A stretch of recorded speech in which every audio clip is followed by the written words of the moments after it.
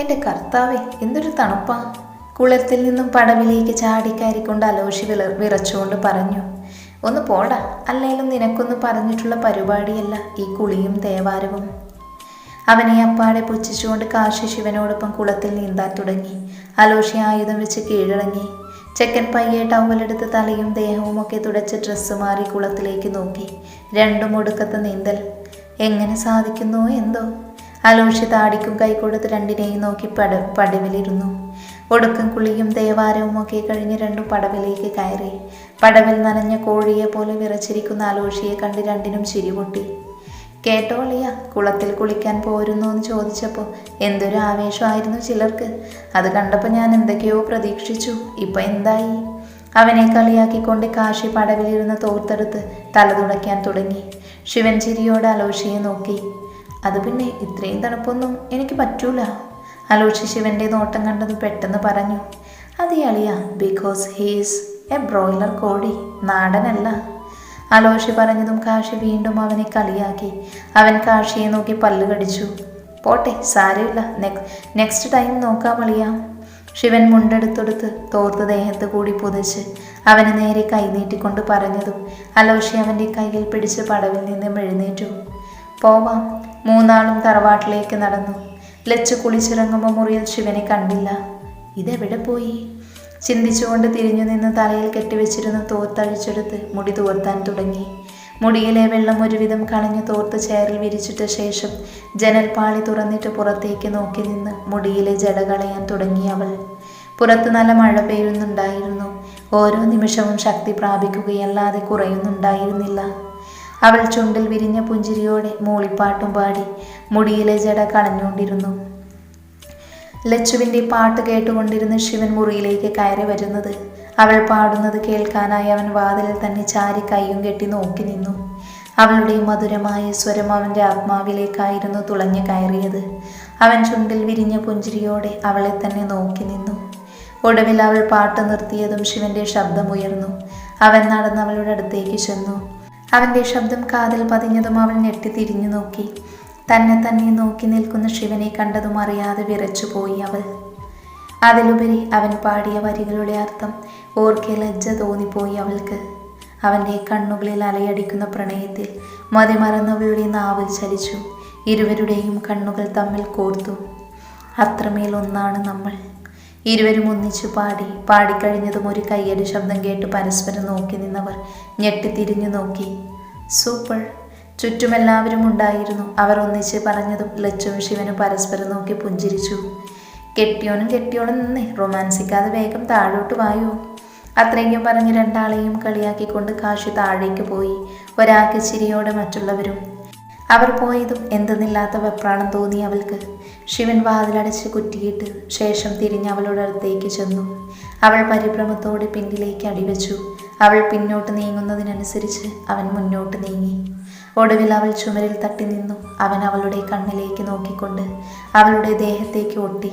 ഇരു കൈകളും അവളുടെ ഇരുവശത്തും ചുമരിൽ ചേർത്ത് വെച്ചു. അവൾ ഒരു പിടച്ചിലോടെ മിഴികൾ താഴ്ത്തി. അവൻ്റെ നോട്ടം തന്നിലാണെന്ന് അറിയുന്നതിനാൽ അവളുടെ കവിളിണകൾ ചുവന്ന് കയറിയിരുന്നു. അവളിലെ ഓരോ ഭാവവും അവനെ അവളിലേക്ക് കൂടുതൽ വലിച്ചടിപ്പിച്ചു. അവൻ്റെ ചൂണ്ടുവിരൽ അവളുടെ നെറ്റിയിലൂടെ താഴേക്ക് ചലിച്ചു. അവൻ്റെ സ്പർശനത്തിൽ അവൾ ശ്വാസം പോലും എടുക്കാൻ മറന്നുപോയി. അവൻ അവളുടെ താടിയിൽ പിടിച്ചു മുഖം ഉയർത്തി. അവൾ തെറ്റിയ ഹൃദയം പിടിച്ചു നിർത്താൻ ഒത്തിരി പാടുപെടുന്നുണ്ടായിരുന്നു. ലച്ചു! പ്രണയം നിറഞ്ഞ അവൻ്റെ വിളിയിൽ അവളൊന്ന് വെട്ടിവിറച്ചുപോയി. വിറയലോടെ മൂളിയവൾ. എന്തിനാ ഈ വെപ്രാളം? ഞാൻ ആദ്യമായിട്ടൊന്നുമല്ലല്ലോ ഇങ്ങനെ. അവൻ്റെ കുസൃതി നിറഞ്ഞ ചോദ്യത്തിൽ അവളുടെ ഹൃദയതാളം ഒന്നുകൂടി മുറുകിയിരുന്നു. ശിവേട്ട, താഴെ എല്ലാവരും നമ്മളെ തിരക്കുന്നുണ്ടാവും, പോണ്ടേ? അവൻ്റെ ശ്രദ്ധ തിരിക്കാനെന്നോണം അവൾ പറഞ്ഞു. അവൻ പെട്ടെന്ന് അവളിൽ നിന്നും അടർന്നു മാറി ദേഹത്ത് കിടന്ന് തോർത്തെടുത്ത് ചെയറിലേക്കിട്ടു. അവൾ നെഞ്ചത്ത് കൈവച്ച ശ്വാസം ഒന്ന് ആഞ്ഞു വലിച്ചുകൊണ്ട് മുന്നോട്ട് നടന്നതും ശിവൻ അവളുടെ കയ്യിൽ പിടിച്ചു വലിച്ച് നെഞ്ചിലേക്കിട്ട് ആഞ്ഞു പുണർന്നു. എവിടെ പോകുക, എന്നെ തനിച്ചാക്കി? അവളുടെ കഴുത്തിൽ മുഖവുരസിക്കൊണ്ട് അവൻ ചോദിച്ചതും അവൾ പിടഞ്ഞുകൊണ്ട് അവൻ്റെ മുതുകിൽ അള്ളിപ്പിടിച്ചു. ലച്ചു! അവളുടെ പിൻകഴുത്തിൽ താടി രോമങ്ങൾ അമർത്തിയവൻ പതിയെ വിളിച്ചു. അവനെ ചുറ്റിപ്പിടിച്ചുകൊണ്ട് കണ്ണുകൾ മുറുക്കി അടിച്ചുകൊണ്ട് അവൾ വിളിയേട്ടു. I love you. അവൻ്റെ സ്വരം ആർദ്രമായിരുന്നു. അവളുടെ ഹൃദയം വേഗത്തിൽ മിടിക്കാൻ തുടങ്ങി. അത് അവൻ കേൾക്കുമോ എന്ന് അവൾ ഒരു വേള ചിന്തിക്കാതിരുന്നില്ല. പെണ്ണെ, എന്തൊക്കെ സംഭവിച്ചാലും നീ എന്നെ വിട്ടു പോകല്ലേ. എനിക്ക് നീ മാത്രമേ ഉള്ളൂ. അറിയാലോ നിനക്ക്, ഇപ്പോൾ നീയില്ലാതെ ഒരു നേരം പോലും എനിക്ക് കഴിയുന്നില്ല. പറയുന്നതിനോടൊപ്പം അവളിലുള്ള അവൻ്റെ പിടി മുറുകിയത് അവൾ അറിയുന്നുണ്ടായിരുന്നു. എങ്കിലും അവളും അവനെ തൻ്റെ ഇരു കൈകൊണ്ടും ആവുന്നത്ര തന്നിലേക്ക് ചേർത്ത് പിടിച്ചു നിന്നു. പോകുവോ നീ എന്നെ വിട്ട്? പറലച്ചു. അവൻ വീണ്ടും ചോദിച്ചു. ചോദിക്കുന്നതിനോടൊപ്പം അവൻ്റെ കണ്ണുനീർ അവളുടെ കഴുത്തിലൂടെ താഴെ കുലിച്ചിറങ്ങിയതും അവൾ ഞെട്ടിക്കൊണ്ട് അവനെ തന്നിൽ നിന്നും അടർത്തി മാറ്റാൻ നോക്കിയെങ്കിലും സാധിച്ചില്ല എന്ന് മാത്രമല്ല, അവൻ്റെ പിടി മുറുകിയിരുന്നു. ശിവേട്ട, എന്താ ഇത്? കരയാണോ? ഏട്ടനെ വിട്ട് ഞാൻ എവിടെ പോകാനാ? എനിക്ക് ഏട്ടൻ മാത്രമല്ലേ ഉള്ളൂ. അതെന്താ ഏട്ടനെ ഓർക്കാത്തേ? മരണം കൊണ്ടല്ലാതെ ഞാൻ ഏട്ടനിൽ നിന്ന് അകലില്ല ഏട്ടാ. പിന്നെന്താ ഇപ്പോൾ ഇങ്ങനെ? അവൻ്റെ കവിളിൽ തലചിരിച്ച് ചുണ്ടി ചേർത്തുകൊണ്ട് അവൾ പറഞ്ഞു, ഐ ലവ് യു ശിവേട്ട. പറയുന്നതിനോടൊപ്പം പലതവണ അവളുടെ ചുണ്ടുകൾ അവൻ്റെ കവിളിൽ പതിഞ്ഞുകൊണ്ടിരുന്നു. അവൻ അവളിൽ നിന്നും അകന്നു മാറി തിരിഞ്ഞു പോകാൻ നിന്ന നേരം അവൾ അവൻ്റെ കയ്യിൽ പിടിച്ചു നിർത്തി. അവൻ അവൾക്ക് മുഖം കൊടുക്കാതെ പോകാൻ തുനിഞ്ഞതും അവൾ അവൻ്റെ മുഖം തനിക്ക് നേരെ പിടിച്ചു തിരിച്ചു. എന്തിനാ ഇത്ര സങ്കടം? ഞാനില്ലേ എൻ്റെ ശിവേട്ടന്? ഞാൻ വിട്ടു പോകുമെന്ന് പേടിച്ചിട്ടാ? അയ്യേ, ഇത്രയേ ഉള്ളൂ എൻ്റെ ശിവേട്ടൻ. ഞാൻ ഏട്ടനെ വിട്ട് എവിടെ പോവാനാ? ശിവേട്ടനില്ലാതെ ഈ ലച്ചുവിന് ജീവിക്കാൻ കഴിയുമെന്ന് തോന്നുന്നുണ്ടോ? അവൻ്റെ നെറ്റിയിലും കണ്ണിലും കവിളിലും തുടർച്ചയായി ചുണ്ട് ചേർത്തുകൊണ്ട് ഓരോ ചോദ്യം ചോദിച്ചു. അവൻ കണ്ണുകളടച്ച് നിന്നുകൊണ്ടെല്ലാം സ്വീകരിച്ചു. ഒടുവിൽ ചുണ്ടിലൊന്ന് മുത്തിക്കൊണ്ടവൾ അവനെ നോക്കി. അവനിലെ ഭാവം മനസ്സിലായതും അവൾ ഒരു നിമിഷമൊന്ന് പകച്ചു. വാ, താഴെ പോവണ്ടേ? എങ്കിലും അത് മറച്ചു വെച്ചുകൊണ്ട് അവൾ അവനെ നോക്കി ചോദിച്ചതും അവളുടെ സാരിക്കിടയിലൂടെ നഗ്നമായ വയറിൽ കൈയമർത്തിക്കൊണ്ട് അവൻ അവളുടെ ചുണ്ടിൽ ചുണ്ട് ചേർത്ത് നുണഞ്ഞിരുന്നു. ആദ്യം മിഴിഞ്ഞ കണ്ണുകൾ പിന്നീടുള്ള അവൻ്റെ ചുണ്ടുകളുടെ ലാലനയിൽ പതിയെ കൂമ്പിയടഞ്ഞു.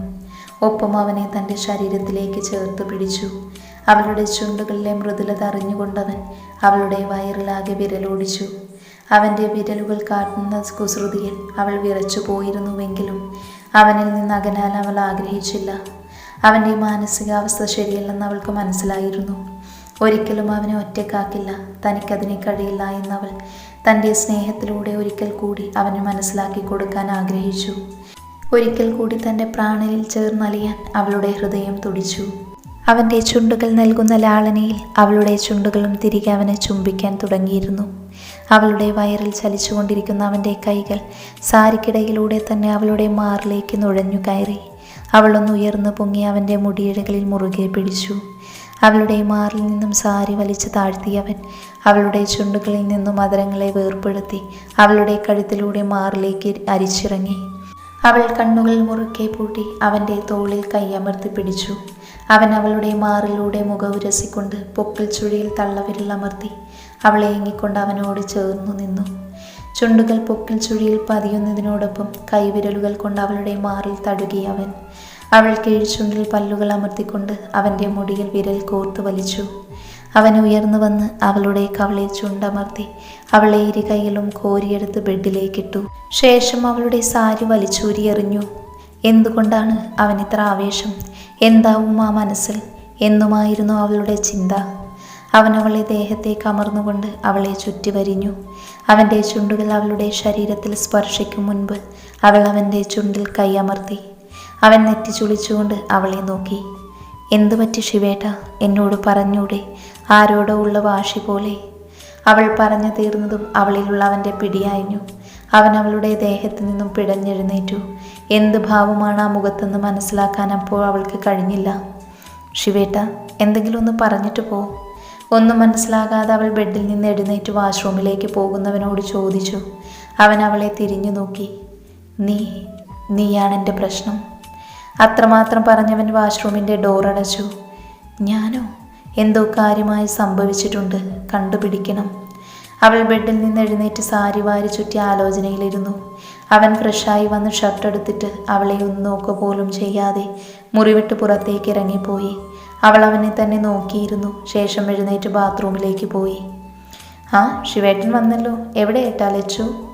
അവനെ കണ്ടതും ടേബിളിലേക്ക് ചായയും പഴംപൊരിയും എടുത്തു വെച്ചുകൊണ്ട് കല്ല് ചോദിച്ചു. ഇപ്പം വരും. അവൾക്കൊരു പുഞ്ചിരി സമ്മാനിച്ചുകൊണ്ട് അവൻ പറഞ്ഞു, ദാ ചായ.